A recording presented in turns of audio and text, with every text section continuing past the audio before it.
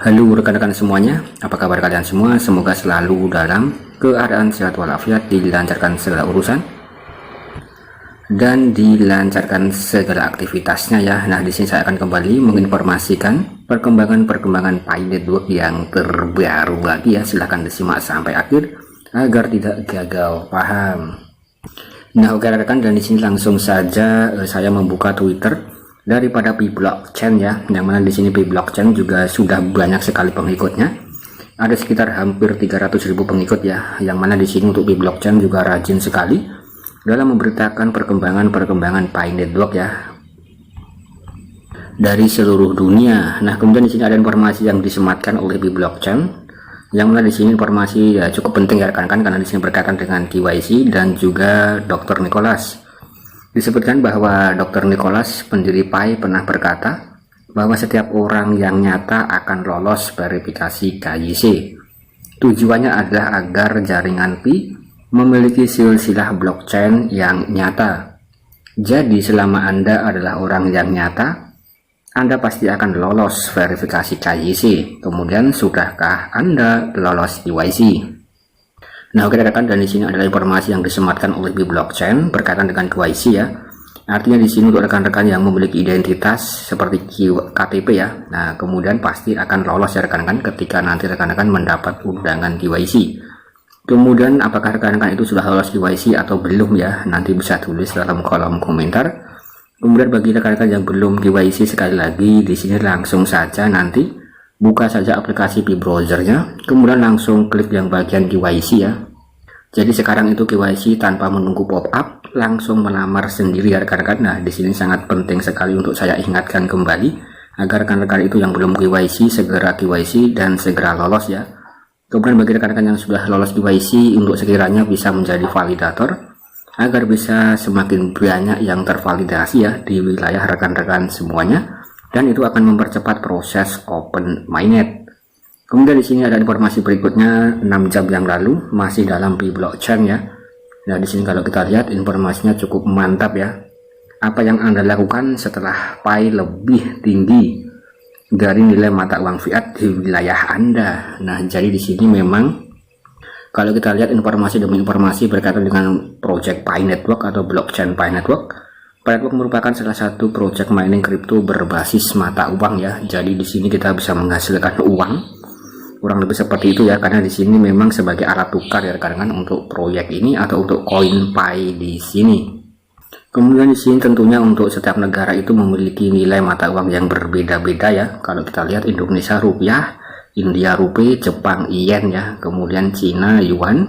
Kemudian mata uang yang digunakan di seluruh dunia sampai saat ini adalah USDT ya. Nah, kemudian rujukannya itu USDT rekan-rekan, kurang lebih seperti itu.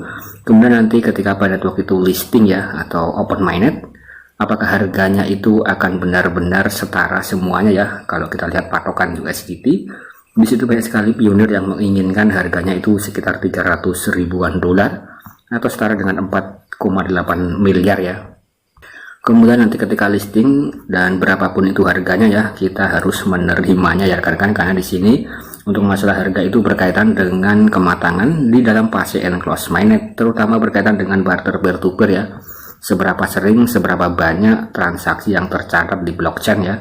Ketika semakin banyak yang menggunakan harga GCV, bukan tidak mungkin nanti harga listingnya akan mendekati harga GCV. Kemudian di sini kalau kita lihat informasi berikutnya ya. Nah, di sini berkaitan dengan pergerakan ekonomi di dunia. Kalau rekan-rekan melihat ya, dan saya juga sering sekali memberitakan informasi berkaitan dengan perkembangan ekonomi dunia atau keuangan secara dunia ya. Kalau kita lihat, nah di sini untuk Pi Blockchain juga memberitakan perkembangan ekonomi dunia. Yang mana di sini juga disebutkan tentang wilayah Argentina. Argentina merupakan salah satu negara berkembang ya, dengan inflasi yang paling tinggi di dunia setelah Venezuela. Jadi negaranya bisa dikatakan cukup memprihatinkan rekan-rekan, karena di sini kalau kita lihat ya. Nah, di sini ada semacam sesi video yang memperlihatkan bahwa di sini Argentina memprotes kebijakan IMF di tengah inflasi 100,4%. Kemudian dunia membutuhkan mata uang baru yang cukup terdesentralisasi ya. Apakah itu adalah Pi Network? Nah, kemudian di sini artinya kalau kita lihat rekan-rekan, nah di sini untuk Pi Blockchain memberitakan semacam sesi video yang mana di sini berada di negara Argentina ya, rekan-rekan juga bisa menyaksikan. Nah, di sini demonstran ataupun demo sangat banyak sekali ya di negara Argentina dengan simbol bendera Argentina. Di sini memprotes IMF ya, kalau kita lihat seperti berikut ini ya rekan-rekan. Jadi di sini Argentina itu sedang mengalami gonjang-ganjing, inflasinya sangat tinggi sekali.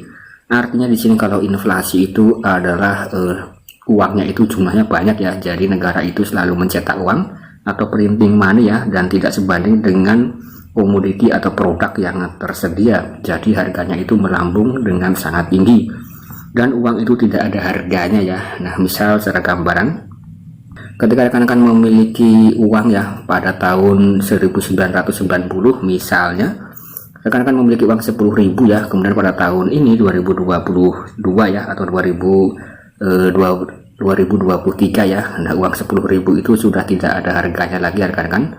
Artinya di sini dengan uang 10.000 pada tahun 90-an itu bisa digunakan untuk membeli, kalau tidak salah ya mungkin bisa membeli 1 ekor kambing. Kemudian pada tahun ini kita hanya bisa membelinya 1 es teh saja. Jadi uang hanyalah angka ya, dan harganya atau nilai intrinsik di dalamnya itu sudah sangatlah jauh berkurang. Nah, itulah yang disebut dengan nilai intrinsik dan juga inflasi ya.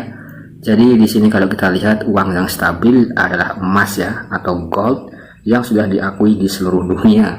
Kemudian di sini kalau kita lihat ya, apakah dunia benar-benar membutuhkan mata uang baru terdesentralisasi yang tidak diatur oleh otoritas pusat yang selalu mengeluarkan uang dengan bebas sesuai dengan kebijakan suatu negara ya, jadi printing money. Nah, kalau benar-benar terjadi, maka dunia blockchain, cryptocurrency akan menjadi salah satu solusinya ya. Kemudian di sini juga harus dicermati oleh para pakar-pakar keuangan secara global.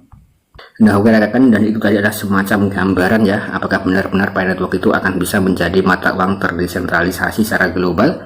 Mengingat di sini komunitasnya sudah lebih dari 230 negara yang ikut mining project ini.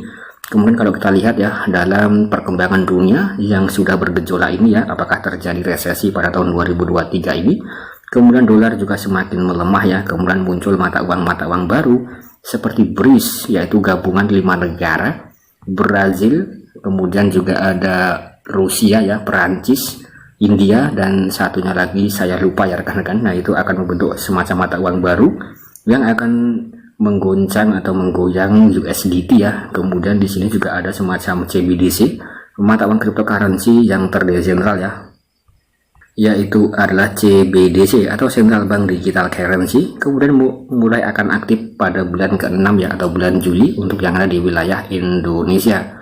Nah, kemudian di sini kalau kita lihat rekan-rekan dalam Pi blockchain ya. Nah, di sini kalau kita lihat setelah 4 tahun ya. Nah, di sini setelah 4 tahun proyek jaringan Pi masih belum memiliki jaringan utama atau masih belum open mainnet dan tidak dapat memenuhi keinginan oleh para developer. Tetapi mengapa begitu banyak orang masih terus mengikuti dan mencintai? Pikirkan masalah ini dengan jernih dan semuanya akan terpecahkan. Nah, di sini kalau kita lihat ada banyak sekali komunitas Pi Network dari berbagai macam negara ya. Mereka sadar dan mereka tahu untuk mining Pi Network ini lebih dari 4 tahun, tapi mereka masih terus menantikan untuk open mainnet. Nah, di sini bagaimana pendapat rekan-rekan? Apakah rekan-rekan juga masih terus mining ya?